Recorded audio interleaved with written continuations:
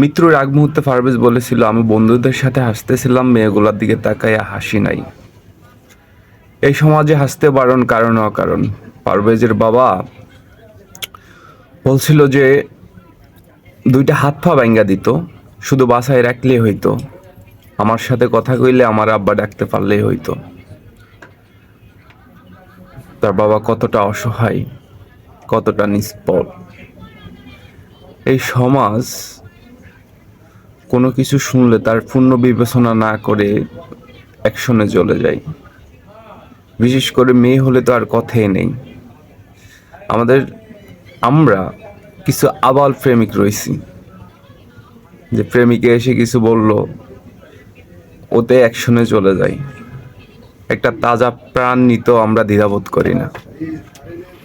আসলে এই মেয়েগুলোর উচিত বিচার হওয়া জরুরি।